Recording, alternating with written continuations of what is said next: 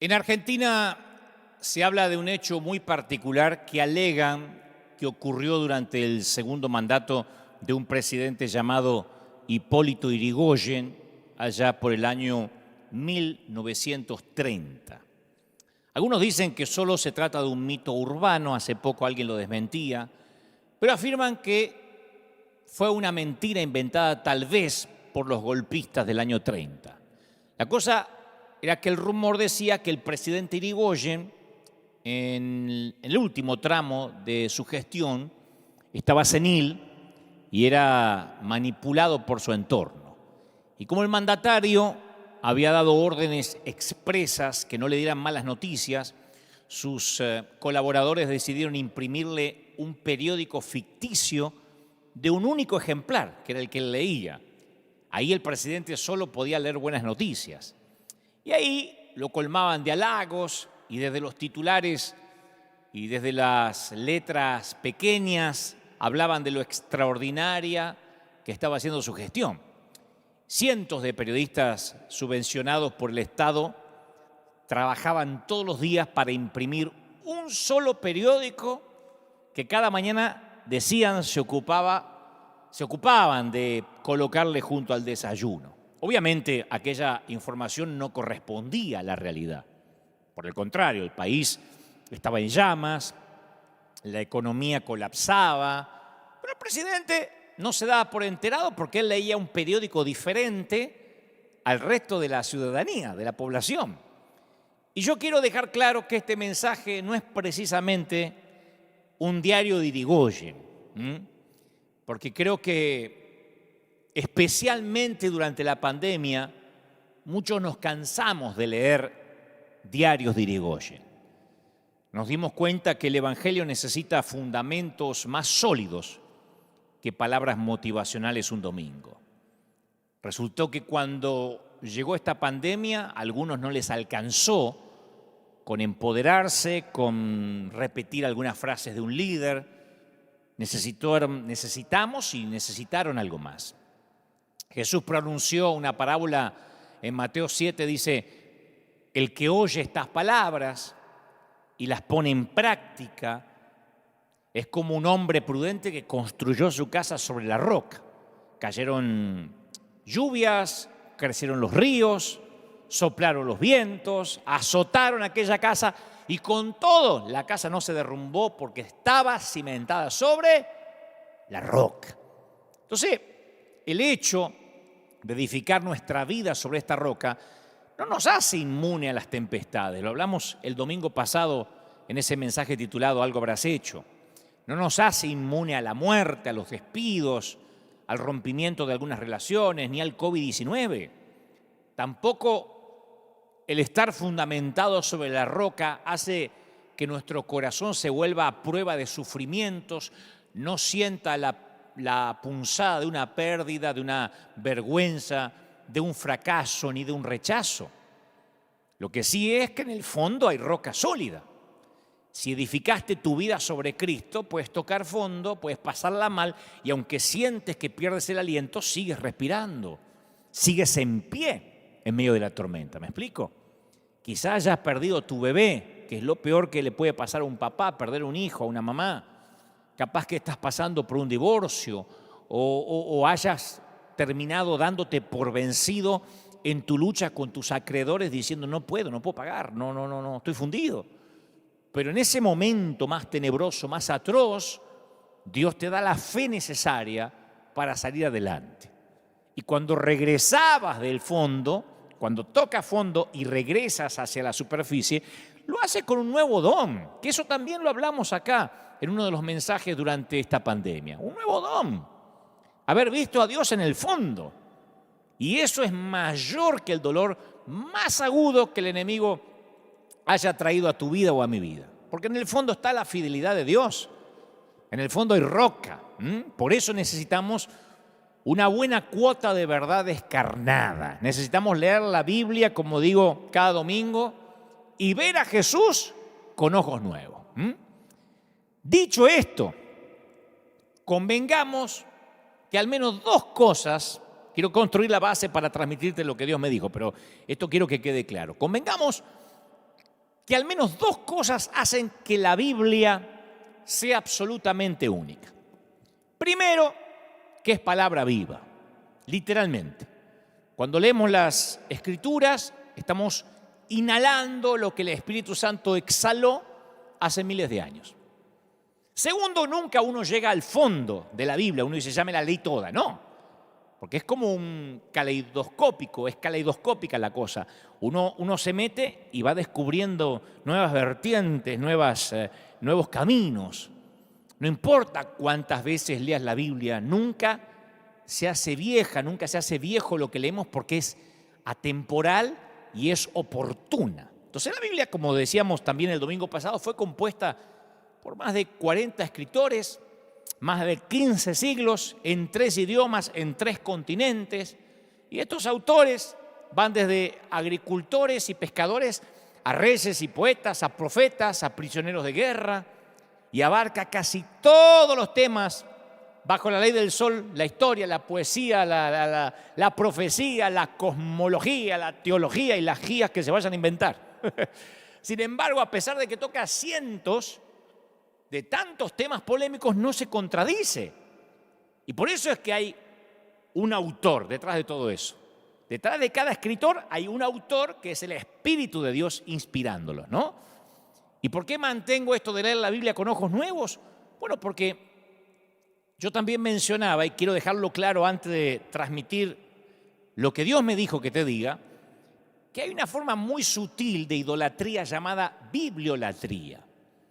Y es tratar la Biblia como un fin en sí mismo en lugar de un medio para un fin. Entonces, el objetivo del conocimiento de la Biblia no es solo el conocimiento de la Biblia en sí. Algunos me han escrito durante la semana y me escriben y me dicen, no me gusta tu mensaje porque no lees la Biblia. O sea, lo que me están diciendo es que la memorizo, la parafraseo, pero no digo, vamos a leer en el San Lucas capítulo 4, versículo tanto en la página tal de la Reina Valera, lo tienen conmigo. Eso es lo que no hago. Por una cuestión de que vayamos rápido al punto, ¿no? Pero algunos dicen, no lees la Biblia de la Biblia como se tendría que hacer. Y me pregunto siempre si Jesús andaba con los rollos de Isaías bajo el brazo. No, Jesús decía, oíste que fue dicho, mas yo digo. O sea, no es necesario aprenderse la Biblia de memoria. El objetivo es aprender a reconocer y responder a la voz de Dios para que crezcas en intimidad con Él a través de las Escrituras. Pero la Biblia también puede ser mal utilizada o manipulada. El mismo diablo intentó usar la Escritura para tentar a Jesús. Si eres hijo de Dios, dile a esta piedra que se convierta en pan. Entonces, para no aburrirte, ir al punto. Cuando sacas al Espíritu Santo de la ecuación, te quedas con la letra hueca de la ley. Esa es la diferencia entre la información y la transformación. Uno puede informarse con la Biblia o puede transformarse. Yo sé que hay quienes creen que Dios solo habla a través de la Escritura, no está en la Biblia. Porque la Biblia es inspirada por Dios y yo sé que el canon está cerrado. Pero en realidad uno está minando la autoridad de Dios cuando desacredito la capacidad de Dios para hablarnos de alguna otra manera, además de como ya lo hizo en las páginas de la Biblia. Cuando yo examino las Escrituras, veo a Dios apareciendo en lugares extraños, en tiempos extraños, de maneras extrañas. Y el hecho de que algo no esté en la Biblia no necesariamente lo hace antibíblico. Porque si no, estamos reduciendo a Dios a un libro. No te muevas, Dios, de entre Génesis a Apocalipsis, porque entonces no eres mi Dios. No. Cuando yo digo no bíblico, quiero decir contrario a las enseñanzas de las Escrituras. Hay otra categoría que se llama abíblico. No bíblico, sino abíblico. Y esto es una connotación diferente. Significa que no tiene precedente en las Escrituras. Y eso necesariamente no lo hace antibíblico. No sé si me explico. O sea, no hay en las Escrituras precedente para los púlpitos. En las Escrituras no hay precedente para las transmisiones en línea, para hacer un live. No dice la Biblia que algún día vamos a predicar por internet o por televisión. Pero mientras la metodología no contradiga la teología, entonces estamos en buen terreno. Incluso podríamos estar pisando terreno sagrado, Por eso el mayor riesgo es que los predicadores querramos higienizar la Biblia para transformarla en un diario de Irigoyen. Usar la Biblia con los pasajes que nos convienen, los que suenan mejor. No hablar la Biblia de manera descarnada, decir, no, esto no lo van a entender, no, esto suena muy déspota, no, esto mejor no lo cuento, no lo va. No, la Biblia es la Biblia. Es un libro de poesía, narración, ensayo, biografía descarnada. Y cuando uno higieniza la Biblia es un diario de Irigoyen. Si yo solo te hablo de las promesas de la Biblia, te estoy haciendo el diario de Irigoyen. Te estoy haciendo una Biblia especial para ti, para que la puedas digerir. Y la Biblia es completa, absoluta. Y Dios puede hablar de una forma que no tiene precedente en la Biblia, como ahora, a través de un live. Dicho y aclarado esto, procedo a abrir mi corazón. Cuando yo tenía 21 o 22 años, ya hace tiempo, había empezado a predicar desde pibito, desde que tenía 19. Pero a los 21, 22, capaz que 23 también, yo moría porque me invitaran a predicar en congresos importantes, ¿no? Esos donde aparecían muchos conocidos o famosos en el mismo afiche. Yo compartí con tremendos hombres de Dios y yo era un muchacho, un pibito, un chamaquito, como dicen en México. Y mi meta era llenar la agenda de invitaciones de todo el mundo. Yo quería fabricar oportunidades y todo lo que fabricamos con el esfuerzo humano no viene con la garantía de Dios. Pero Dios comenzó a trabajar en mí para crucificar esas motivaciones que eran equívocas. Cuando Dios empezó a sacrificar mis motivaciones, yo dejé de estar buscando oportunidades y fue cuando esas oportunidades comenzaron a buscarme a mí. Afortunadamente y por providencia divina lo aprendí cuando era muchacho y ya no lo aprendí de adulto porque me hubiese dolido. Pero yo me acuerdo, insisto, tenía 22 años, estaba en un gran congreso de oradores de cierto país y yo no sé si sabes cómo funciona eso, pero cuando estás en un congreso como eso, tus motivaciones son puestas a prueba. Porque está el juego de las comparaciones. Mientras mejor le vaya al otro orador, peor te ves vos.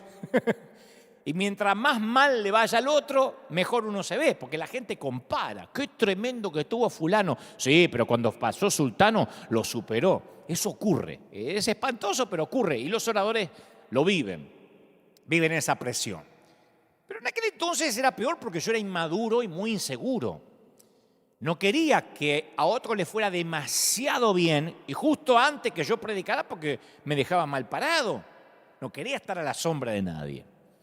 Y codiciaba los elogios de la gente.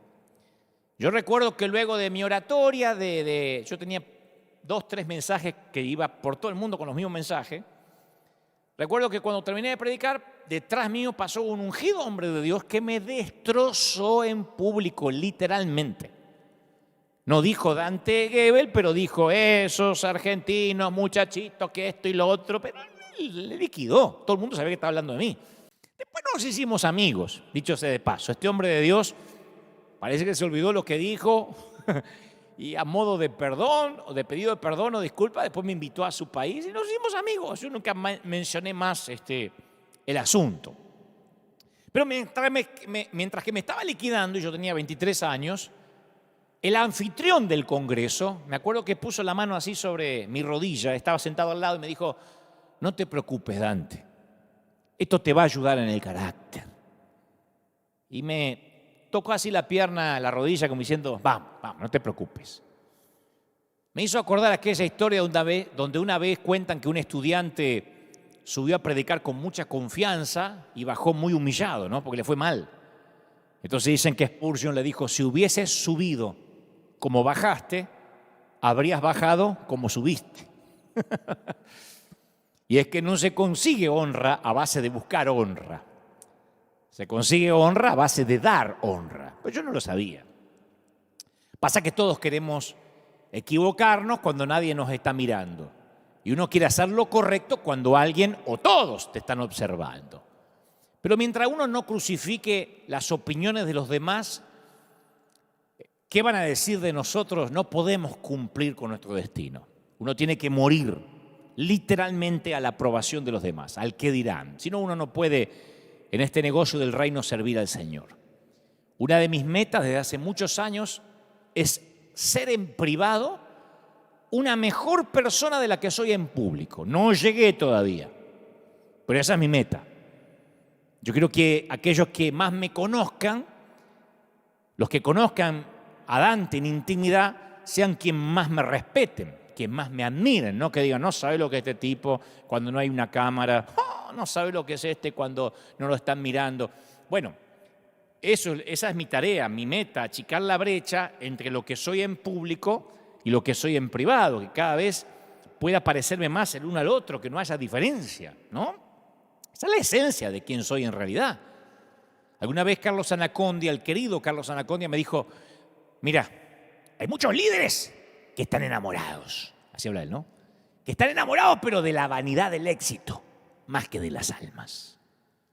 A mí me quedó eso, que si a mí me dolió lo que dijo este otro líder de mí cuando tenía 22, 23 años, es que tal vez yo estaba más enamorado del éxito que de la gente, que de las almas, ¿no? La vanidad del éxito. Que por cierto, el término vanidad aparece 75 veces en la Biblia. Su uso mayoritario está en el libro de Eclesiastés, aparece 28 veces y después aparece 10 veces en los Salmos. Y hay otros libros como Isaías, Jeremías, que empatan 8 registros de esta palabra. Pero en los Salmos, vanidad se usan como un adjetivo de la naturaleza humana, pasajera, mortal, perecedera, débil. Y a mí me viene a la mente, siempre que hablo de vanidad, la escena final de la película que interpreta Al Pacino en El abogado del diablo, que hace de Lucifer, y cuando parece que su víctima ha logrado escapar de sus tentaciones, él se las ingenia para volverlo a seducir. Y la película, se las voy a espolear, pero la película termina con que Lucifer mira a cámara y dice con una sonrisa, vanidad, definitivamente mi pecado favorito. Y yo creo que literalmente y definitivamente es el pecado favorito de Satanás. Ahora, ¿por qué hago esta introducción? Porque todavía es introducción. Primero hablé del diario de Irigoyen, después hablé de la importancia cuando Dios nos habla sin precedentes, como quizá nunca antes habló en las Escrituras, porque quiero dejar esto en claro, para que veamos por qué la vanidad está tan ligada a cuando Dios nos llama o cuando Dios nos comisiona. Tenemos que tener bien claro esto. Ser amado significa ser escogido, ¿sí? La sensación de sentirse escogido es uno de los mejores regalos que el amor concede al amado. Quiere decir que si alguien me considera como un ser único y esa persona quiere estar cerca de mí, yo me siento amado. Porque alguien cree que yo puedo hacer una contribución importante. No hay mayor regalo como el de ser escogido, ni hay peor dolor como el de ser rechazado. Y cuando alguien escoge a un rechazado, la vida de ese rechazado cambia. Yo crecí sabiendo que era diferente y lo detestaba. No me voy a hacer el superado. Yo detestaba en mi adolescencia saber que era diferente, pero no sabía qué tenía. Porque mi manera cerebral, mi manera de procesar las cosas, siempre fue distinta. Y para aquel entonces yo no sabía que había un diagnóstico. Yo me sentía raro. Yo veía las cosas de manera diferente, divergente, ni mejor ni peor. Yo razonaba, hasta el día de hoy razono de manera diferente. No sabría que tenía el síndrome de Asperger, que es parte del espectro autista, hasta casi cumplir los 40 años. Yo no sabía. Eso no es un resfrío que uno se pesca en la esquina. Eso es una condición con la que uno nace y tiene que acostumbrarse a los adjetivos calificativos buenos y a las cosas que acarrean negativas de tener ese síndrome. Pero el dolor de ser distinto a mí me llegaba a lo más profundo. Yo todavía puedo sentir la sensación de estar sentado en el pasto en la secundaria, tratando de hacer de cuenta que no me importa que no me elijan. Para un deporte, para un equipo. Yo conocí ese césped, ese pasto de la exclusión. Me veo a mí mismo tratando de contar algún chiste tonto sobre mí mismo, haciendo de cuenta que lo tengo resuelto. Yo estaba convencido que nadie, aparte de mi familia, y de mi familia solo mi mamá, podía amarme. Fue una maestra de segundo grado, la señorita Lita, que ya debe estar en la gloria, que me dijo, capaz que vos tenés una inteligencia diferente. Me habían dicho burro, me habían dicho que yo no me entraba en la matemática, pero ella me dijo, capaz que vos tenés una inteligencia diferente. Y a esas 7 palabras no cambiaron mi vida, pero yo me acuerdo que me dieron suficiente oxígeno para graduarme de la primaria al menos. Yo decía, bueno, capaz que no soy raro, capaz que solo soy distinto.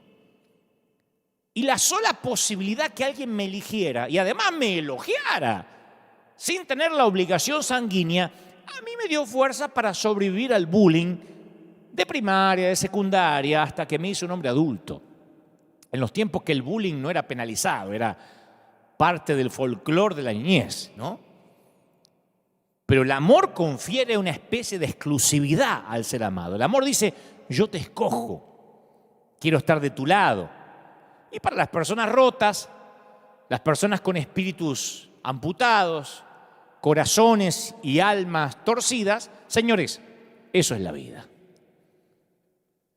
Ser escogido implica por lo menos 4 factores, 3 de ellos positivos. Hoy meditaba en eso.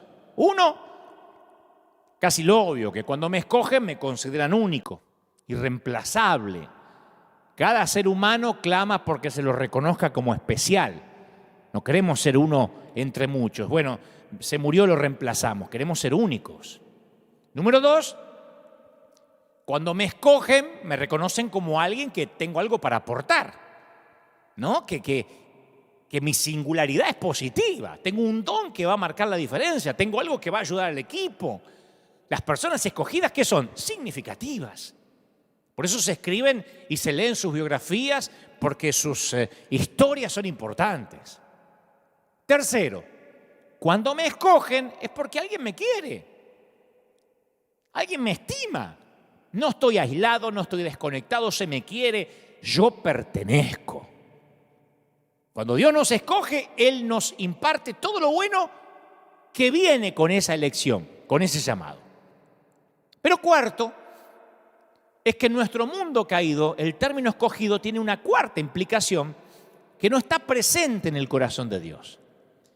En nuestro mundo, ser escogido casi siempre significa que nos escojan a expensas de otro. En nuestro mundo, que nos escojan quiere decir ser mejor o superior a alguien, ser objeto de celo, ser el favorito.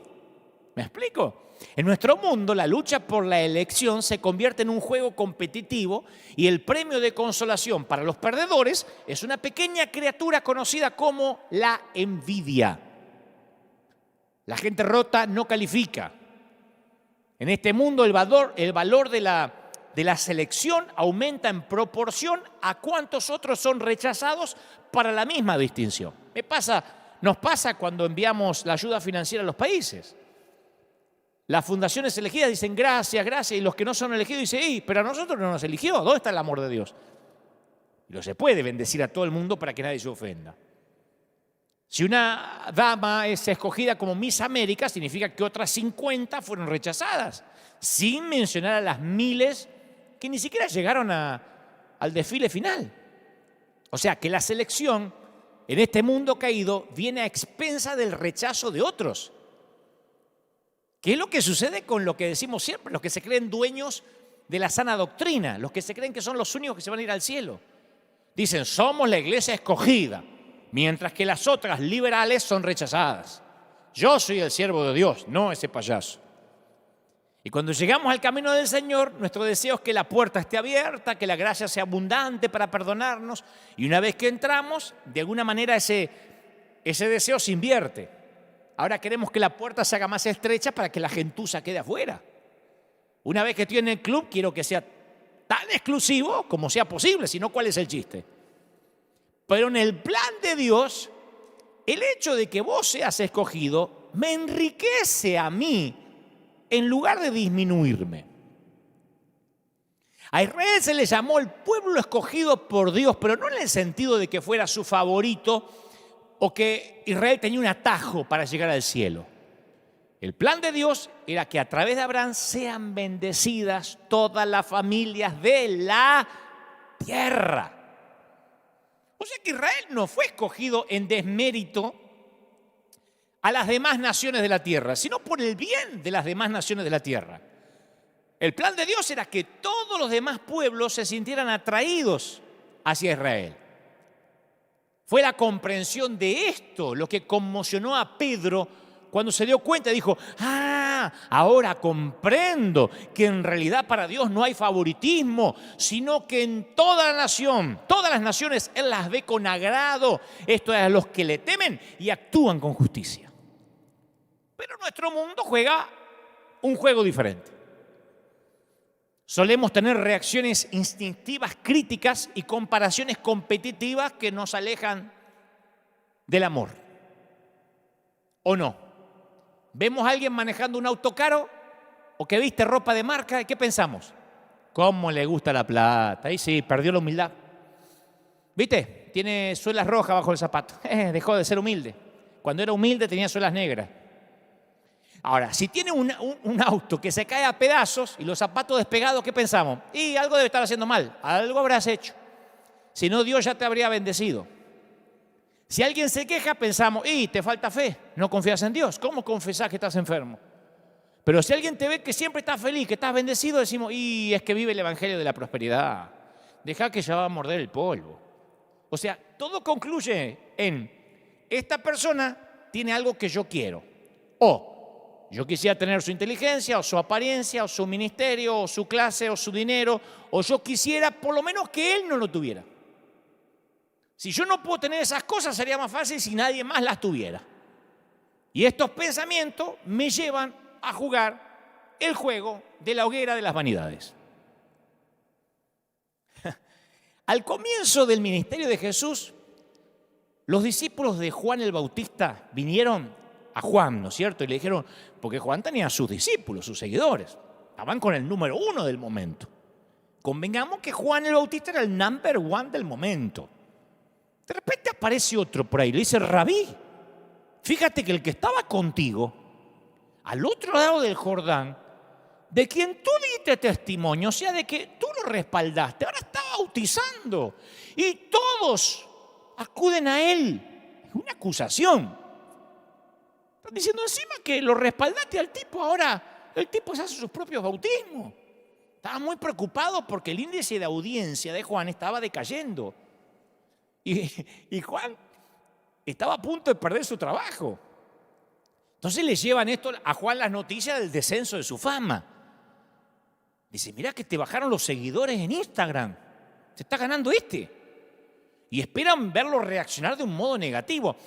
Y Juan, capítulo 3, versículo 27, relata, respondió Juan y dijo, no puede el hombre recibir nada si no le es dado del cielo. Vosotros mismos me sois testigos de lo que dije. Yo no soy el Cristo. Yo soy el que está enviado delante de él. El que tiene la esposa, escuchen esto, es el esposo. Mas el amigo del esposo es el que está al lado y le oye y se goza grandemente de la voz del esposo. Así que mi gozo, mi alegría está cumplida. Es necesario que él crezca. Famosa frase, ¿para qué? Para que yo mengüe, para que yo me achique. ¿Qué está diciendo Juan? Nos está enseñando lo que significa ser llamado. Porque eran precisamente la posición y la prominencia, la apariencia externa del éxito, lo que Juan iba a tener que dejar ir. Ser escogido por Dios no es cuestión de aferrarse, sino aprender a dejar ir. Si hubo algo en lo que Juan era un experto, era en dejar ir. Él desde el principio supo que Dios lo había escogido para una tarea especial. Y este llamado, esta selección, le iba a costar todo. Yo no sé si pensaste que para llevar a cabo su ministerio Juan tenía que dejar ir todas las esperanzas, las aspiraciones normales de una vida normal en el primer siglo. Tenía que renunciar a una vida hogareña normal. Se nos dice que vivió en el desierto hasta el día en que se presentó públicamente en el pueblo de Israel. Y eso no era California, ¿eh? En los tiempos de Juan el desierto era desierto. Nunca tendría un trabajo normal. Renunció a todas las aspiraciones financieras, vivía como un ermitaño. Los ermitaños no son buenos conviviendo, haciendo relaciones. Dios le pidió que renunciara a toda comodidad, él estuvo dispuesto a hacerlo. Usaba ropa que no servía ni para regalársela a un indigente. La comida, la dieta que tenía, pobrecito, langostas y miel silvestre, no era una buena dieta. Tampoco había Malbec argentino con las comidas. Un gran error. Jesús sí tomaría vino, pero Juan era un astemio que ni café tomaba. Desafiaba a las autoridades religiosas a cara descubierta, lo odiaban. A veces se dirigía a su congregación y hoy en día sería así. Voltéate a tu hermano y dile, bienvenido generación de víboras. Generación de víboras, Dios te bendiga, generación de víboras, Dios te bendiga. Porque eso era lo que decía la congregación. Confrontó al gobernador por su inmoralidad, por su corrupción. Y en ese entonces, quien confrontaba al gobernador sabía que se tenía que despedir de la cabeza. Si tenías cariño por tu cabeza, no confrontes al gobernador. Juan nunca se iba a enamorar, nunca se iba a casar, nunca iba a tener hijos. No habría quien lo cuidara si llegaba viejo. De hecho, tuvo que renunciar a los sueños de envejecer. Porque Dios escogió a Juan desde antes de su nacimiento para que preparara el camino del Mesías, de Jesús. Pero era un tipo de llamado que implicaba sacrificio, rareza, confrontación y el famoso no encajar nunca en el status quo. Y Juan estuvo dispuesto a dejar todo por amor ¿a qué? A su ministerio. ¿Y sabe lo que le está pidiendo ahora a Dios? Su ministerio. Que deje algo más, su ministerio, por lo único que trabajó toda la vida. A algunos no les quitas el ministerio ni con una orden judicial. A Juan, Dios le pedía ahora el ministerio. Por eso sus seguidores fueron a ver a Juan, porque sentían envidia del éxito de Jesús. No podían tolerar que después de que Juan fue quien lanzó a Jesús al ministerio y lo había endosado, le había dado su sello de credibilidad, ahora Jesús le pagara teniendo más audiencia que Juan. Estaban tan disgustados que no podían dejar de exagerar. Rabí, fíjate, el que estaba contigo al otro lado del Jordán, ese que tú diste testimonio ahora está bautizando y todos acuden a él. Hasta ellos tenían ganas de irse con el otro. Jesús, claro, había empezado a ofrecer su propio ministerio independiente bautismal, después de que Juan había tenido la franquicia exclusiva. Entonces Juan estaba perdiendo su estrellato profético, pero el tipo pensaba como mayordomo. Y esa es la característica de la persona llamada, pensar como mayordomo. ¿Cuál es el trabajo del mayordomo, del cuidador? De lo que llamamos sereno en algunos países. Es administrar algo para el propietario hasta que el propietario viene a recuperarlo. Dios lo había puesto bajo su cuidado durante un periodo de tiempo y ahora lo recobraba de vuelta. Cuando Cristo vino a reclamar las multitudes, Él estuvo encantado de devolvérselas.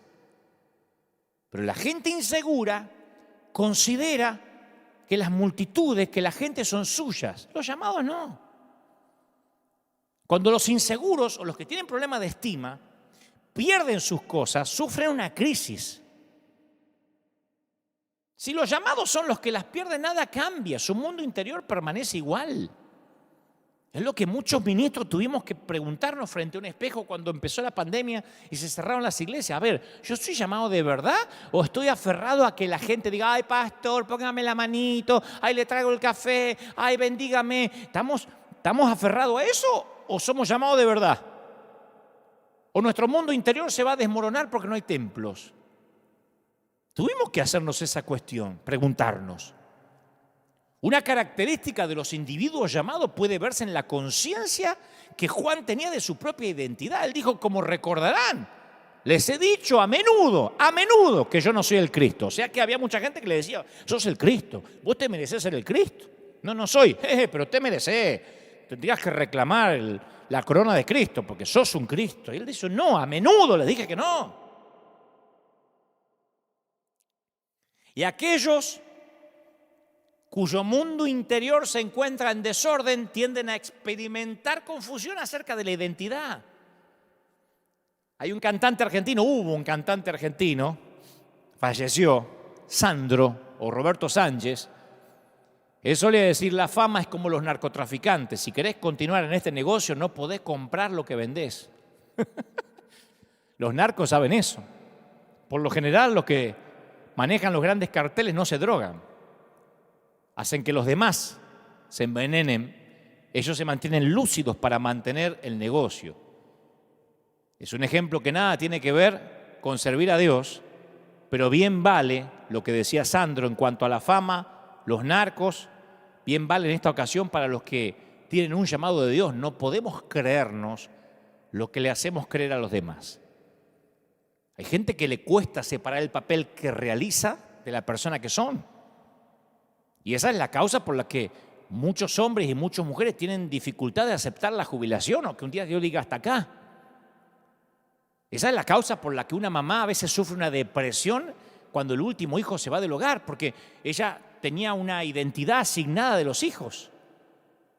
Y muchos líderes capaces, con talento, se enfrentan a esa tentación de empezar a creerse sus propios comunicados publicitarios, sus propios posts de Instagram. Yo publico muchas cosas en las redes. El tema es que si me los empiezo a creer, de verdad tengo un problema. Puedo comprar lo que vendo. Una fantasía mesiánica me puede ir infectando gradualmente la personalidad y mi estilo de liderazgo. Y al olvidar lo que somos en realidad, comenzamos a distorsionar nuestra identidad. Capaz que empezamos con humildad a servir al Señor y un día hacemos una escena porque nos sirvieron soda o gaseosa en un vaso de plástico. ¿Cómo le vas a dar un vaso de plástico al siervo de Dios? Capaz que nos agarra la locura por una estupidez. Nos volvemos tan ocupados que no tenemos tiempo para ordenar nuestro mundo interior en el desierto. San Pablo ofreció un valioso precedente cuando le escribió a Timoteo en el capítulo 1, versículo 13. Él dijo, anteriormente yo era un blasfemo, un perseguidor y un insolente. Pero la gracia de nuestro Señor se derramó sobre mí con abundancia. Un hombre con un recuerdo tan fresco de ese tipo no puede pensar sobre sí mismo más elevadamente de lo que debe.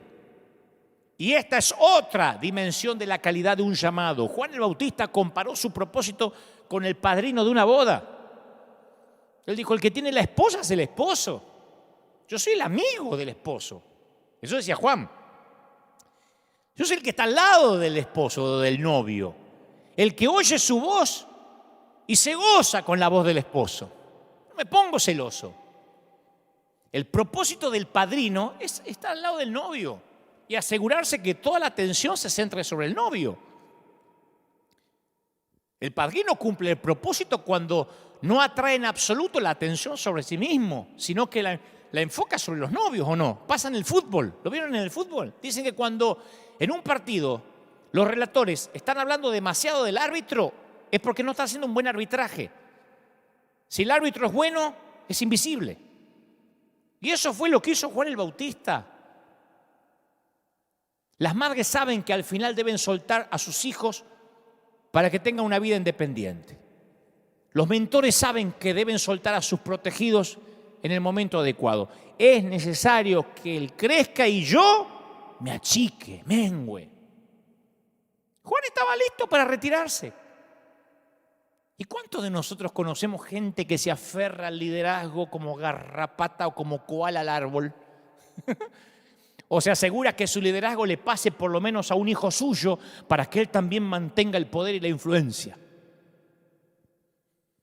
Mi querido, la envidia es la bilis tóxica de aquellos que sienten que no son escogidos.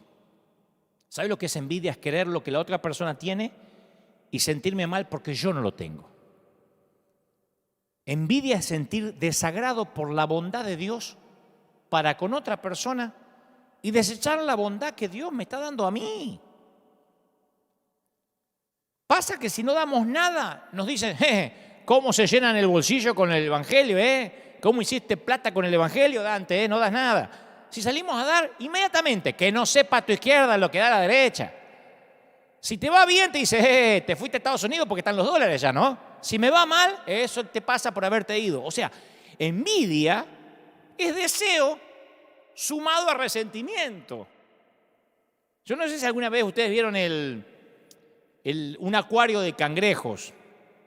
En los restaurantes uno puede ir a comer cangrejos ahí y estos acuarios no tienen tapa.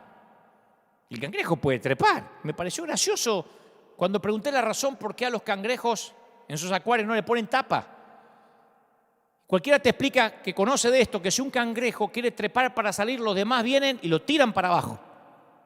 Se cuidan de que nadie se escape. Yo pensé, yo conozco mucho cristiano cangrejo, ¿o no? No nos gusta ver que a alguien le va bien en lo que nosotros fracasamos. Yo no subo, pero él tampoco. Pablo dijo, alégrense con los que están alegres, lloren con los que lloran. Pero la envidia me hace llorar cuando otros están alegres y me hace reír cuando otros lloran. Por eso yo creo que la frase, que Dios te bendiga, se convirtió en un saludo superficial. Tenemos que recuperar el valor de esa frase, porque la bendición tiene el poder de convertirnos en personas que bendigan para que el otro le vaya bien. Bendición deriva de la palabra barak, que significa proclamar la intención de Dios sobre ti, sobre vos. Cuando estamos diciendo que Dios te bendiga, estoy diciendo que Dios te dé todo lo que tiene planeado para vos. Que todas las expectativas de Dios se cumplan en tu vida, sabiendo que fuiste llamado para que heredaseis bendición. Primera de Pedro 3:9. ¿Necesitas bendición? Libera bendición. Retenela y eso va a impedir que la recibas. Proverbios 11:26 dice, el que acapara el grano, el pueblo lo maldecirá. El que acapara el grano. Pero bendición será sobre la cabeza del que lo da. ¿Cuál es la idea? Que si quiero bendiciones tengo que desarrollar un estilo de vida que bendiga a otros, que se alegre por el otro. Por eso nosotros en River bendecimos. Ni porque nos sobra la plata, ni porque estamos haciendo campaña política, porque queremos bendición. Sí. Si eso es tener un motivo egoísta, es un motivo egoísta, de alguna manera. Yo quiero que Dios me bendiga. Y la única manera para que Dios me bendiga es no retener la bendición, es soltarla. Y te bendeciré, engrandeceré tu nombre y serás bendición. Génesis 12:1 dice, bendeciré a los que te bendijeren. Yo una vez conté en la iglesia la historia de aquel pastor que maldecía al club nocturno que le pusieron en la esquina de la iglesia. Tenía un nervio que el pastor cada vez que pasaba decía, sécate, muérete. Al negocio y al que manejaba el negocio, ¿no? Pero cuanto más maldecía el negocio, más le crecía al tipo, más borracho había. Entonces el Señor le dijo un día, ¿por qué maldices a la gente por la que yo di mi vida, cabezón? La misma vida que di por ti. Amad a vuestros enemigos, bendecid a los que los maldice, haced bien a los que os aborrecen, orad por los que ultrajan y persiguen. Mateo 5:44. Entonces este pastor como si estuviera hablando un nuevo idioma. ¿Viste cuando uno habla un nuevo idioma que no sabe si lo está diciendo bien? Nacio, Metio. Uno dice, estaré diciendo, cuando aprende chino, que uno dice, estaré insultando o estaré diciendo la verdad. Bueno, como si hubiera aprendido un nuevo idioma, este pastor se para delante del bar por la orden nueva de Dios y los bendice. Dice que el Señor le conceda las intenciones de su corazón al dueño del bar. Que Dios te dé todo lo planificado para ti y para los borrachos de ahí adentro. Y en una semana el negocio cerró sin previo aviso, porque Dios cumplió el propósito de esa gente, que no era tener los borrachos de por vida. Otra historia similar que te va a causar gracia. Estamos de acuerdo que después que Dios creó todo, hizo cada animal de la creación, dijo que todo era bueno. ¿Estamos de acuerdo, no? Porque a uno dice, no, las cucarachas no las pudo haber hecho Dios. Todo lo que está en la creación dice que era bueno, por algo están. Bueno, un hermano llamado Kirkwood tenía una plaga de ratas en su casa, intentó envenenarlas y las tipas engordaban más. Entonces, la veneno y estaba más gorda la tipa. Entonces intentó maldecir la maldita rata, las maldigo. Entonces, él decía, no puedo bendecir las ratas, y menos si son destructivas. Entonces un día dijo, voy a probar la bendición, así como el pastor hizo con el bar. Esto les va a causar gracia, pero Kirby lo hizo. Está en un libro donde él lo cuenta y dice, yo doy fe de esto, y mi esposa también. Se paró y gritó, señores ratones, ratas, yo no sé por qué Dios los creó, pero estoy seguro que los creó no para que se instalen en mi casa. Este no es el hábitat natural de ustedes. Así que las bendigo para que Dios cumpla el propósito por la cual fueron creadas, por las cuales subieron al arca de Noé. Las libero para que se vayan a su hábitat natural. O sea que las expulsó de la casa con bendición. Y cuenta que al día siguiente no había ni una sola rata. Porque cuando bendecimos lo que Dios bendijo, uno se pone de acuerdo con Él. Esto de las ratas deberíamos hacerlo con cierta gente, ¿no? A veces lo hago yo. Cuando en las redes me dicen, decidite, ¿sos pastor o payaso? ¿Sos pastor o payaso? ¿Entretenés a las cabras? Yo le digo, las dos cosas, papi. Payaso tiempo completo y pastor en un rato libre. Un abrazo enorme, me hiciste el día. Les pongo jajaja. O sea que los libero para que los fariseos se vayan a su hábitat natural. Para que cumplan el propósito por el cual existen en el cuerpo de Cristo. La envidia es como una mujer que ronca. Más vale despertarla que sentirla, decía un amigo. La envidia es peligrosa porque se opone a las demás personas. A los pecados como la avaricia, la lujuria son cuestión de gratificación de mis deseos. Pero la envidia no solo busca mi autogratificación, sino que persigue disminuir a quien yo envidio. Eso es lo feo. No es un pecado solo contra mí. Y por su propia naturaleza la envidia nunca puede apaciguarse. Complacer a la envidia es como tratar de calmar la sed tomando agua de mar, agua salada. Cuando yo envidio a alguien, pierdo de vista la humanidad de esa persona. Cuando Caín miró a Abel, ya no lo vio más como su hermano. Yo conozco gente que ya no se ven como hermanos. Abel ahora es solamente el rival que amenaza la posición de Caín delante de Dios. Abel ahora es el odiado favorito, el enemigo íntimo. ¿Cuál es tu enemigo íntimo? Y al igual que Jesús, que tuvo que experimentar su tentación en el desierto, así le pasó a Juan el Bautista. Esta fue la prueba de Juan. Para Jesús la tentación fue convertir piedras en pan, lanzarse del templo, inclinarse y adorar a Satanás. La tentación para Juan adoptó otra forma. Haz algo grande para traer de vuelta a las personas que se están yendo con el otro. Ajustar el mensaje, ayornate, cambiarle la estrategia de marketing. La manera de medir tu éxito es mediante el número de personas bautizadas, Juan. Así viste como McDonald's mide su éxito por el número de hamburguesas que vende o Starbucks por la cantidad de café que vende. Bueno, confía en lo visible. Aquel está bautizando más gente que vos. Aparte, en esa tentación había otro mensaje, más sutil, pero ahí estaba, que Jesús era su adversario, que el ministerio de Jesús constituía un rival para Juan. Que él sea más grande implica que vos seas más pequeño, y eso es intolerable. Si vos le diste el endoso, vos cuando no era nadie, cuando era un carpintero de Nazaret, lo presentaste vos. Cualquier parecido con la realidad es mera coincidencia, ¿eh? Los seguidores de Juan lo amaban, pero ese era un tipo de amor harapiento, un tipo de amor miserable que lo iba a destruir si él les prestaba atención.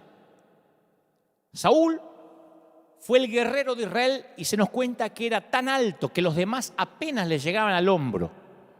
Era de los más altos, si acaso el más alto de todo Israel. ¿Y sabe qué pasa?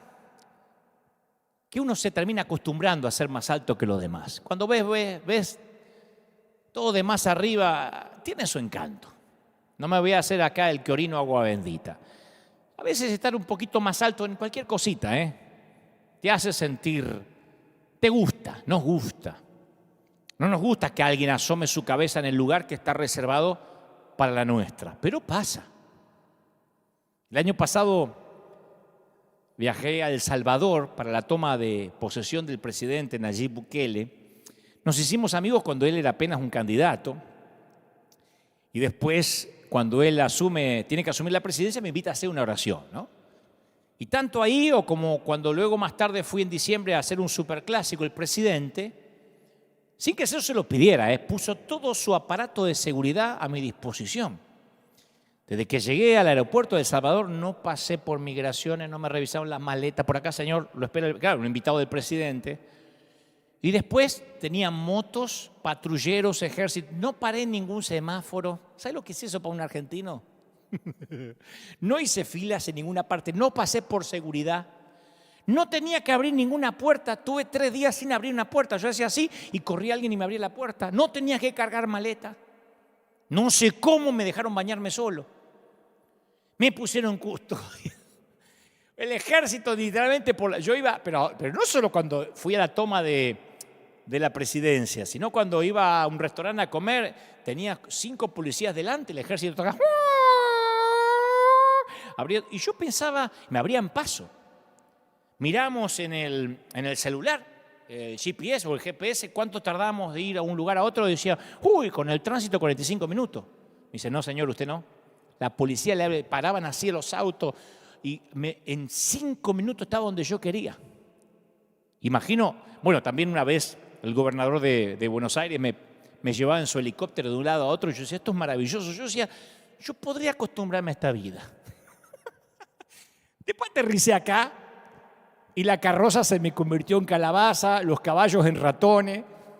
Fueron 3 días en El Salvador de mirar tan alto que a los demás apenas me llegaban al hombro. Estaba bueno, no te voy a decir, no, porque yo soy humilde. Sí, yo me considero una persona humilde, pero me encanta cuando pasan esas cosas. Me pasaron 2 o 3 veces en Honduras también, donde me ponían custodia presidencial. Es maravilloso porque te abren paso, porque no tenés que esperar nada. Por eso 3 días yo lo viví. Imagino por qué a los políticos después de estar 5, 6, 10 años les cuesta tanto soltar el poder. Están enquistados ahí y les cuesta horrores. Ahora aparece un joven llamado David, que ni es grande ni siquiera para usar la armadura de Saúl, pero que gana el campeonato de peso completo contra Goliat. Y ahora es un exterminador más grande que Saúl. Y aparece una nueva canción en la radio que empieza a sonar, o en Spotify también. Saúl destruyó un ejército, pero David aniquiló a 10. Lo cantaban como hip hop también. Saúl mató a 1000, David a sus 10.000. Y Saúl no le agradó la letra. No lo podía ver nunca más como un pastorcito. Ahora era su enemigo íntimo. Literalmente dijo, a David le dan valor por 10 ejércitos, a mí me da uno solo. Lo único que falta es que le den el reino. Y a partir de esa ocasión, Saúl empezó a mirar a David con recelo. El mal de ojo de la envidia que filtra el amor y solo deja la amenaza. La envidia es un pecado del ojo. Hace que uno mire el césped del otro más verde que el mío. Mira qué bendición, se le murió la suegra y yo la tengo en casa. Cuando se trata de la envidia es cosa de ojos. Es por eso que Dante Alighieri dice que en el infierno los envidiosos tienen que pasar la eternidad con los ojos cosidos. En el famoso infierno de Dante, la Divina Comedia. Por toda la Biblia hay un hilo, una hebra verde de envidia, desde Caín y Abel, Isaac e Ismael, Jacob y Esaú, José y sus hermanos, María y Aarón murmurando contra Moisés, Raquel fue la escogida, Lea era la muñeca rota, Acab codiciaba el viñedo de Nabot, Ananías y Zafira querían tener una reputación de generosidad. Pablo le escribe a la iglesia de Filipos y les predica y les dice que algunos predican o algunos extienden el evangelio por envidia y rivalidad. ¿Quién predica por envidia? Y Pablo dice que hay gente que predica por envidia. ¿Qué es el colmo? ¿Te imaginas que es el colmo de los predicadores? Porque cuando yo predico, se me llama a decirle a la gente que se arrepienta, que tome su cruz y que mueran a sí mismos. ¿Cómo voy a sentir envidia porque otros predicadores llamen a las personas a morir por sí mismas mejor de lo que yo hago el llamado? Si todos vamos a morir a la cruz. Pero en el amor de Dios, el que a mí me escojan nunca es a expensas de otro. Su plan es que mi elección mejore la vida de otros, no que disminuya la vida de otros. En el plan de Dios, los escogidos siempre son escogidos para servir. Y Juan comprendió esta verdad, quién es Él y quién no era Él. Él dijo, nadie puede recibir nada que no sea de Dios. Yo no soy el novio, dice Juan, yo soy el amigo del novio. Si este mensaje no se llamaba la hoguera de las vanidades, yo lo hubiese llamado el amigo del novio. En las bodas judías de la antigüedad, el amigo del novio era como el padrino. Estaba a cargo de los detalles de la boda, a veces era quien invitaba a la gente, acompañaba al novio a la ceremonia y luego tenía una última responsabilidad. En la noche final de la boda, porque las bodas se extendían por varios días, hacía guardia frente a la tienda donde la novia esperaba por el novio. Estaba oscuro, pero el padrino reconocía la voz del novio cuando lo escuchaba. Por eso dice, yo reconozco la voz del novio. Así que el amigo del novio se hacía a un lado, se quitaba del camino y el novio entraba en la tienda para hacer lo que tenía que hacer con su novia, con su esposa ahora. El amigo del novio no puede decir, ¿no podría participar? No. Él tenía un gozo diferente, el gozo de servir a quien amaba. Si el amigo envidiaba al novio, es porque está tratando de reclamar a la novia para él, lo iba a perder todo. La novia nunca le va a pertenecer. Y al tratar de quererla para sí, traicionaría a su amigo y además perdería todo el gozo que le corresponde al amigo del novio. Eso le dijo a sus seguidores Juan. Mi gozo es el gozo que le corresponde al amigo del novio. Yo mandé las invitaciones. Yo fui quien gritó en el desierto, preparen el camino para el Señor. Yo le serví al novio, él es mi amigo. Ahora está el novio acá. He escuchado su voz, vino a buscar a su novia. Por eso todo el mundo acude a él, porque ella es su novia, no la mía. Yo no soy robanovias de nadie. El gozo del prometido le corresponde a él. No crean que esto es doloroso para mí. Yo también tengo felicidad. Mi felicidad, la felicidad de ser amigo del novio. Si yo trato de apoderarme de su felicidad, termino sin ningún tipo de gozo. Ahora mi gozo está completo, no lo voy a perder, no voy a permitir que la envidia destruya mi gozo. Querido líder, querido pastor, la novia no es tuya. La novia no es mía, es la novia de él. Y cuando él quiere, reclama a las multitudes y tenemos que entregársela. La arrogancia no es algo que Dios quiere que llevemos. La Biblia no dice que Dios desaprueba la arrogancia, que a Él le desagrada la arrogancia. Dios la aborrece. Lo que una comida infestada de gusano nos produce a nuestro estómago es lo que la arrogancia le produce a Dios.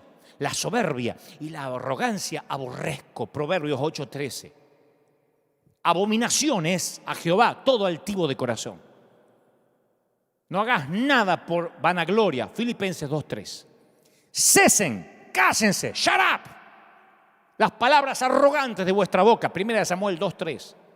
Dios resiste a los soberbios. 1 de Pedro 5:5. Antes de la caída, la altivez de espíritu. Proverbios 16:18. Jehová asolará, raerá la casa de los soberbios. Proverbios 14:25. Dios la aborrece. ¿Sabe por qué? Porque no hicimos nada que justifique estar orgullosos. ¿De qué vamos a estar orgullosos? ¿De qué? No le dan premios al lienzo que usó el pintor. No hay Pulitzer para la tinta que usó el periodista. No hay diplomas para el escarpelo que usó el cirujano. Son instrumentos, no reciben crédito por lo que hacen. No somos los merecedores del aplauso. David dice que el pastor guía a sus ovejas por amor a su nombre. No hay otro nombre en la marquesina, ni en los títulos, ni en los créditos. No hay otro bajo el reflector. Y eso no es porque Dios tiene un problema de ego. Nosotros lo tenemos. Dios sabe que nosotros no podemos administrar el éxito. Porque no nos conformamos con un poquito de adulación, queremos tragarlo todo. Y el éxito nos atrofia el cerebro y pensamos que se trata de nosotros. Y olvidamos que somos polvo rescatado del pecado. Porque cualquiera que se enaltece será humillado y el que se humilla será enaltecido. Y con la misma intensidad que Dios odia la arrogancia, ama la humildad. Yo soy manso y humilde de corazón, dijo el Señor. Jehová es excelso, atiende al humilde, mira de lejos al altivo. Yo habito con el humilde, miraré a aquel que es pobre y humilde de espíritu. Y mira todo lo que le da al humilde, le da honra. A la honra le precede la humildad. Sabiduría, con los humildes está la sabiduría. Dirección, le enseñaré a los mansos su camino. Gracia, le da gracia. ¿A quién le da gracia a Dios? A los humildes. ¿Cómo le va a dar gracia a los orgullosos que creen que porque tienen la sana doctrina no la necesitan? Les da seguridad y los hace lindos. Hermoseará a los humildes con la salvación. ¿Viste que dice? ¿Viste que hay gente que uno, independientemente de la edad, de su fisonomía, hay gente que la salvación la hermosea y a otros los bautizan limón? ¡Aleluya! Estoy esperando la venida de Cristo, irme de acá. Voy a decir, pero pucha, menos mal que lo agarró Dios, lo llega a agarrar el diablo y es Chucky. En la obra Amadeus, Antonio Salieri es un hombre a quien la envidia le destruye el alma y él anhela crear música para la gloria de Dios. Pero claro, está el genio de Mozart que intensifica el dolor de su propia mediocridad. Salieri no es Mozart. Entonces la envidia de Salieri lo lleva al resentimiento, al odio, a la traición, hasta que intenta hacer pasar como suya una obra de Mozart. Y Salieri, como todos los envidiosos de primera clase, cree que Dios es injusto con él. Él cree que Dios tiene la obligación de hacerlo mayor que Mozart. Porque la envidia siempre lleva esa sensación de sentirte víctima. Me lo debes, me lo merezco, yo sirvo al Señor. Y Salieri se perdió la posibilidad de ser feliz porque, claro, él no tenía el don de Mozart, pero tenía otro don. Él podía haber reconocido el genio de Mozart, proclamarlo al mundo, abrirle las puertas, darle oportunidades que hubiesen enriquecido su vida y su mundo. Pero se negó a tener ese gozo. Él solo quería ser el novio. Y él no era el novio. Y acabó sin vida y sin ningún gozo en absoluto. El mismo tipo de cáncer obró en la vida de otro Salieri llamado Herodes el Grande. Cuando el verdadero rey de los judíos nace, Herodes pudo haberlo patrocinado. Eso no lo pensamos. Capaz que se pudo haber ocupado de su educación, de su cuidado. Sería un héroe Herodes hasta el día de hoy. Pero se negó a tener ese gozo. Su envidia lo llevó al odio, al engaño, al asesinato. Así fue toda su vida. Lo odiaban tanto a Herodes el Grande que antes de su muerte ordenó que apenas él muriera ejecutaran 70 de los hombres más conocidos y queridos de Jerusalén para que hubiera luto en Jerusalén en lugar de fiesta. Me dijo, cuando yo me muera me matan 70 gente muy querida para que haya luto. Si no iba a pasar como viste con los cubanos de Miami cuando murió Fidel Castro, que celebraron una semana seguida. Era tan odiado que para asegurarse que la gente llorara mató a otros tipos antes de morir. Mateo nos dice que la envidia fue la razón por la cual los líderes religiosos mataron a Jesús. La envidia trató de impedir su nacimiento. La envidia lo persiguió durante la vida. La envidia causó su muerte. La envidia es la humanidad en sus peores harapos. Pero Dios ofrece gozo a cada uno de sus hijos. Por ejemplo, todos podemos compartir el gozo de un cantante en un concierto. Yo he ido a conciertos de cantantes cristianos y seculares. Y mientras la persona talentosa canta, comparte su don y todos los recibimos, estamos agradecidos a Dios por prodigar ese don y permitirle a ese cantante compartirlo con nosotros, el público. Yo he ido a ver cantantes, a escuchar predicadores y lo he disfrutado, pero hay una manera de perderse el gozo del oyente y es envidiar el gozo del cantante. Cuando uno quiere ser el novio,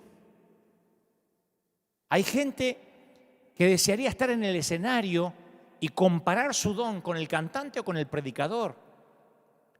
Y esa sensación de ansiedad hace que cuanto mayor sea el don de la otra persona o sus talentos o su belleza, más pequeño te sentís.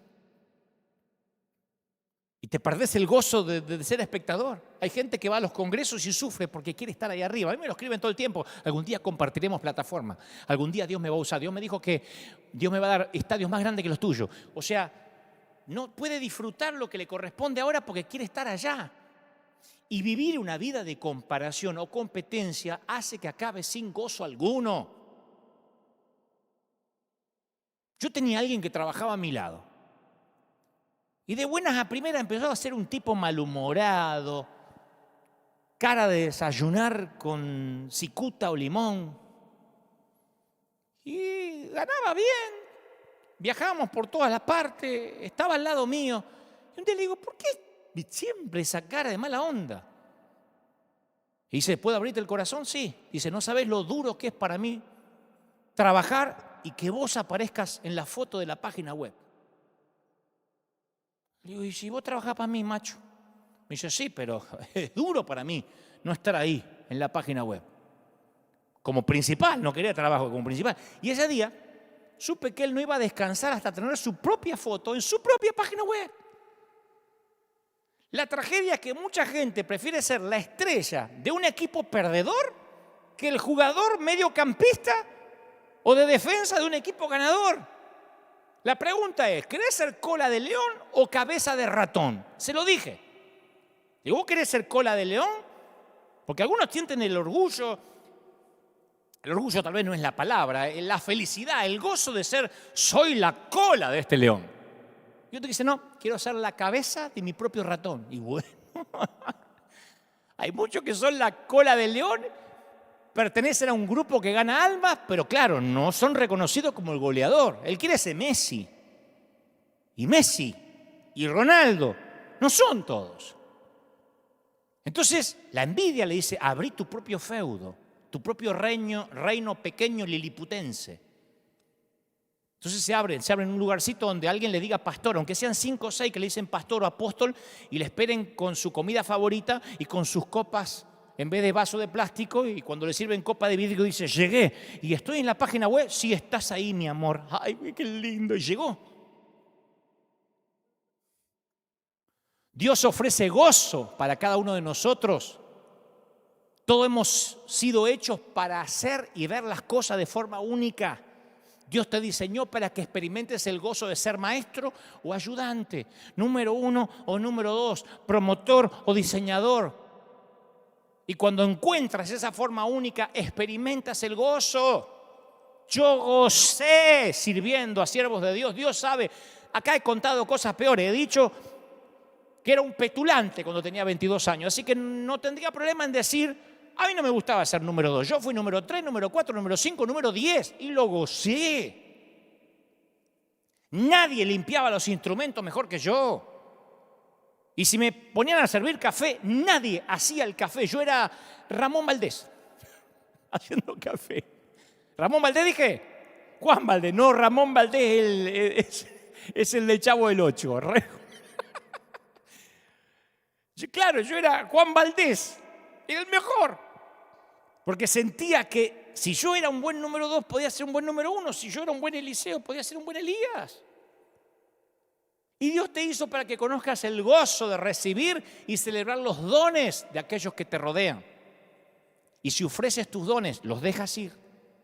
Y con humildad recibe los dones de otros, tu gozo está completo. Pero si vas por la vida anhelando ser el novio, el gozo que le pertenece a otro, vas a terminar sin ningún gozo. A él le toca crecer y a mí menguar. Y no fue una declaración de martirio, de resignación y bueno, a mí me toca menguar. No, es el gozo del amigo del novio que empieza a aplaudir cuando entra el novio. Yo tengo poquitos amigos, siempre cuento con los dedos de una mano y yo tengo esos amigos que se alegran cuando a mí me va bien. Esa es la participación de Juan en el reino de Dios, donde los humildes son exaltados. El siervo sabe que no edifica su propio reino, que está ayudando a otro.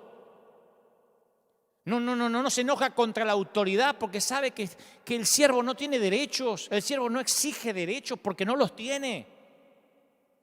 Nos llenamos la boca diciendo soy un siervo. ¿Sabe que el siervo hace la voluntad de su patrón? Los siervos no hacen huelgas. Raramente la queja de un siervo es atendida. El Señor dijo, ustedes son sirvientes, siervos.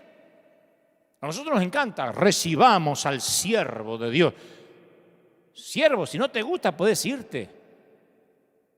Pero ¿cuántas veces nos enojamos cuando no se nos trata con respeto? El siervo espera un trabajo duro, el siervo no espera descansar, espera trabajar y duro. Desde temprano a la mañana hasta entrada de la noche, el siervo trabaja. Jesús lo dijo en Lucas 17.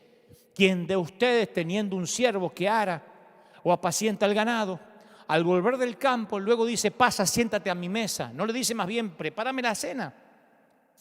Sírveme hasta que haya comido y bebido y después de esto, come y bebe tú. El siervo no espera que se lo reconozca, el siervo no espera que se le agradezca, ni que se lo aplauda por su magnífico trabajo. Hace lo que tiene que hacer.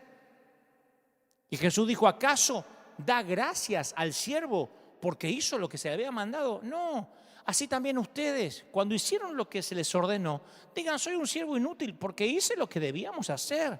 Lucas 17, 9. ¿Cómo reaccionamos cuando no nos reconocen lo que hacemos? ¿De cuántas iglesias nos vamos porque es que acá no me nombraron en el aniversario? ¿De verdad? ¿Estamos dispuestos a seguir trabajando cuando nadie se percata de ello? Freelance significa lanza libre. Viste que se usa mucho, yo trabajo freelance. Significa que no trabajás bajo relación de dependencia, pero significa lanza libre, lanza alquilable. Fue un término anglo acuñado en el medioevo cuando los señores feudales requerían de recursos militares con fines de protección o de conquista. Entonces, en otras palabras, mercenarios a sueldo, soldados de fortuna. La aventura, la gloria, el botín seducía a propios y extraños. Y cuando terminaban las guerras, quedaban un montón de hombres varados en tierras extrañas con una única posesión, su lanza y un único oficio, la guerra. De ahí freelance. No hay nada más poderoso que la sensación de nada que perder, nada que proteger. Para resumírtelo, las personas rotas no tenemos nada que proteger ni nada que perder. Yo lo único que tenía para proteger lo perdí a los 22 años en un congreso de manera pública. Me liquidaron, me humillaron de todas las maneras que se puede humillar a un predicador. Me dijeron payaso, que yo predicaba con chiste, que mi ministerio se iba a terminar. Y Dios lo permitió, Yo ya me estaba preparando para lo que iba a ser las redes sociales. Las redes sociales a veces son cloacas de literalmente verborragias, de epítetos, de adjetivos descalificativos, porque las redes sociales son una gran herramienta, pero también sirven para que se oculten de manera anónima los cobardes, los que cara a cara no te dirían nada, pero ahí escriben con total impunidad. La mayoría que escribe y que critica a lo mejor terminó de ver una página porno, la cerró y se te pone a decir, ¿por qué no lee la Biblia cuando predica? Porque el que critica no es el más santo, justamente es el que quiere equilibrar su balanza de la vida oculta que tiene una doble vida. Y cuando digo doble vida no es que de noche se viste de Batman y sale a combatir el crimen, Pero es maravilloso no temerle a nada, ni al sufrimiento, porque como Juan hemos decidido que el Señor nos lleve en sus brazos, no le tememos a los hombres. Esa es la libertad. A mí me preguntan siempre, ¿sos vos el que contesta en las redes? Sí. Y no es que soy un maleducado, a lo mejor porque soy Asperger, pero lo segundo, que no le tengo miedo a la opinión de la gente. Esto lo va a perjudicar a su imagen, me pone alguno. ¿Qué imagen? Los freelance no le temen a la muerte porque saben quién y qué le espera del otro lado. Y al estar roto, ¿quién nos puede quebrar? ¿Somos indestructibles? Dios nos libre de estar lejos de la flojedad de los liberales y del estrechamiento neurótico de los legalistas. que Él nos permita encontrar el saludable equilibrio de una estima sana y esa humildad extraordinaria que proviene del Espíritu Santo. Pero fundamentalmente que nos ayude a no quemarnos en nuestra propia hoguera de vanidades. Pablo dijo, yo sé vivir en abundancia y en escasez. Y creo que ese es el gran secreto. Si yo voy a un país, porque a veces también me escriben y me dicen, ¿vendrías a tal lado si no hay ofrenda? Eso no es nada con lo que nos ha tocado invertir. Pero yo no iría a ninguna parte para demostrarle humildad a nadie. Solo al Señor, si me lo piden. Y entonces si tengo que elegir, claro, como cualquiera, yo elijo lo mejor para hospedarme. Pero si no hay, tengo el gozo de hospedarme entre las cucarachas. Las bendigo y duermo. Si puedo elegir, me encanta un vaso de vidrio. Si no puedo elegir, tengo el gozo del vaso de plástico. Pero de verdad, si puedo elegir, me visto lo mejor que pueda. Si no puedo elegir, me arreglo con lo que haya. Si yo heredé toda mi ropa de mis hermanos, si yo pasé la infancia con un solo pantalón, me voy a hacer el piqui ahora. Yo sé de dónde vengo, yo vengo de Billinghurst.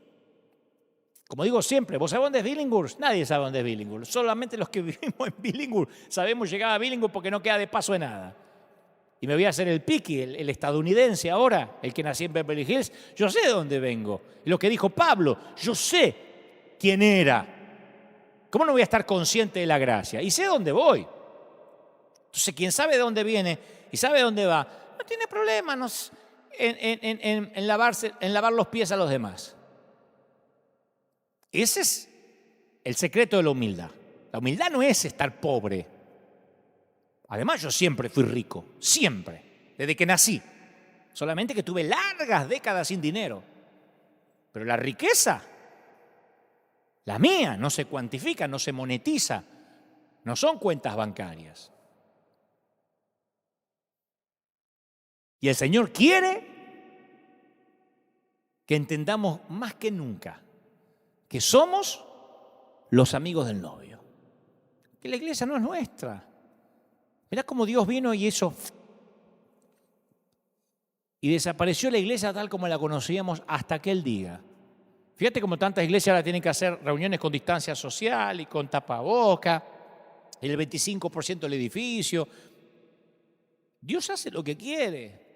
Fíjate como los que creían tener controlada a la gente, ojo, no van a mirar a aquel falso profeta, no vayan a visitar aquel congreso, mirá que si te vas a aquel concierto sin mi bendición, te quito la cobertura y te maldigo. Mirá de qué sirvió. ¿De qué sirvió hacernos los dueños del barco? ¿Cuándo pensamos que la aerolínea era nuestra? Éramos los pilotos. Y un día el Señor nos muestra que nosotros, los ministros, no tenemos nada. Ni edificio, ni iglesia, ni denominación. Es el Señor y Él, por amor a su nombre, no hay otro en la marquesina. Dios nos libre de la hoguera de las vanidades. Pero se vive más liviano, Cuando uno entiende, como digo siempre, que uno es el cartero, se vive más liviano. Yo ya me quité esa carga de tener que dar testimonio, de que la gente me mira, de que fíjate lo que publicás, de que qué van a decir. Yo soy un cartero. ¿O quién entra a un restaurante y dice, a ver, ¿cómo está la vida del camarero? A ver, el mozo, ¿cómo está tu vida? Oh, ¿cómo te llevas con tu suegra? Y llevar tus hijos al colegio porque si no, no quiero que me sirvas la comida. Servime la comida, andate. ¿Quién le pide cómo es la vida del cartero? Esa es cuestión de cada uno con el Señor. Entonces el Señor nos está diciendo más que nunca que somos mayordomos. No se trata de mí, no se trata de ti, se trata de Él. Se trata de ir a la cruz. Voy a orar por ti. Quiero que donde estés, si quieres recibir al Señor en tu corazón, diga, Señor, esta palabra fue para mí. Hoy suelto toda carga, todo peso. Dejo que en la hoguera de las vanidades literalmente se quemen las vanidades, se queme el orgullo, la soberbia, el querer ser el novio cuando no lo soy. Soy el amigo, la amiga del novio. Repite conmigo, di: Señor Jesús, entra en mi vida. Abandono esas vacas sagradas de que tienen que reconocerme y honrarme. Soy libre, próspero, bendito. Estoy orando ahora por toda la gente que está en el otro lado de los 5 continentes. Hay mucha gente que está siendo libre ahora. El Señor me dice, la iglesia está cambiando. La iglesia quizás nunca vuelva a ser como la conocíamos. Y no estoy hablando en términos de templo o edificio, estoy hablando en términos de estructura, de entender que Él es el novio, de entender que Él no comparte su gloria con nadie y que nosotros simplemente somos torpes carteros, torpes mensajeros de lo que Él le dice a sus hijos, a sus ovejas. Eso va para los líderes, para las ovejas, para los que están recibiendo esta palabra. Esto tiene que ver con el Señor. Te ama el Señor. No sabes cómo te ama el Señor. ¿Cómo no te va a amar si en sus manos te tiene esculpido? ¿Cómo te ama el Señor? Te bendice el Señor. Hay familias llorando, hay gente que ha estado dolida y el Señor me dice que te diga: no mires al hombre, yo soy el que te ama, yo soy el que di la vida. ¿Qué pastor murió por ti en la cruz? Yo le solía decir a la gente: no espere que yo sea tu redentor, porque no lo voy a hacer. Porque yo no puedo salvarte de un naufragio. Necesitamos una roca firme, una ancla. Ningún roto puede ayudar a otro roto si no nos aferramos los dos del Señor. Y a los que están allí les estoy diciendo: te ama el Señor, te levanta el Señor. Y en este domingo maravilloso estoy declarando de que niños, jóvenes, ancianos y adultos están recibiendo esta palabra. ¿Cómo no te va a bendecir el Señor? Te levanta, iglesia de Jesucristo. Es una sola iglesia. Es una sola iglesia. Aquí no hay pentecostales, bautistas, anglicanos. El Señor me dice que te diga: es mi iglesia. Soy yo, dice el Señor. Y el Señor se está entronizando en tu vida, en tu corazón, en tu familia. Ahí está la mano de Dios. Ahí está la mano de Dios. Ahí se está moviendo la mano de Dios. ¿Pueden sentirlo? La unción del Espíritu está aquí ahora. La gloria del Espíritu llenando todo, momento a momento, minuto a minuto. Es Él. Y la gloria del Señor empapa, llena el ambiente. Y está ocurriendo ahí donde estás. En tu casa, en tu hogar. Ponte de pie, vamos los últimos minutos. Me dice el Señor que te diga: te voy a bendecir. Voy a fortalecer tu vida. Hay gente que ha querido bajar los brazos. Y el Señor me dice que te diga lo que te ha dicho cada semana: no te entregues. No te entregues. Mi querido, no te entregues, no te rindas. No tires la toalla. Pelea, porque el Señor dio la vida por ti. No te rindas. Yo sé que te han decepcionado y te han hecho doler, pero el Señor me dice: no te rindas. Aun cuando sientas que has perdido lo que has construido, el Señor dice: ¿qué construiste? Es un mayordomo. Y aquí vengo a recuperar lo que es mío. Tienes que decir: soy un siervo, hice lo que se me pidió que hiciera. Bendito sea el Señor. ¿Cómo te ama el Señor? No me voy a cansar de decírtelo. ¿Cómo te ama el Señor? ¿Cómo te ama el Señor? No sabes cómo te ama el Señor. Cuando me toque irme de River, me voy a llevar unos cuadritos, si es que tengo lugar, que tengo en la oficina. Es todo lo que tengo. Ni las cámaras, ni el edificio, no hay nada a nombre mío, no hay nada que yo me pueda llevar. Y eso me mantiene oxigenado, limpio, viajando liviano y sabiendo que soy un cuidador.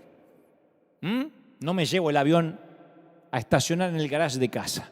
Soy un piloto de una nave insignia que bendice a miles, de un río que no se detiene. Pero somos eso, administradores. Y eventualmente nosotros vamos a pasar y Él va a permanecer. Nosotros seremos parte, apenitas, un eslabón de una cadena de la historia, y el Señor va a permanecer. Escribe esto en las tablas de tu corazón, átalo a tu cuello por tu salud mental, por tu salud emocional. Te ama el Señor. Y hoy no te hice el diario de Irigoyen. Te prediqué tal cual es la palabra, completa, directa, incisiva. Y así es. No nos corresponde a nosotros decir qué predicar y qué no. Es la palabra absoluta. Que Dios te bendiga. Que Dios haga resplandecer su rostro sobre ti. Iglesia de River, los que no son de River, los que están hoy por primera vez, gracias por estar ahí firmes como talón de oso. Te voy a dejar con la placa final para que te puedas comunicar con nosotros. Por lo pronto ha sido una bendición estar ahí. Gracias. Gracias por sembrar, gracias por ser parte. Que tengas un gran domingo. Escuadrón de búsqueda en combate contra las filas invasoras. Seguiremos aquí, todos o nadie, peleando la batalla del Señor. Hasta la próxima, que Dios te bendiga y que tengas un día celestial.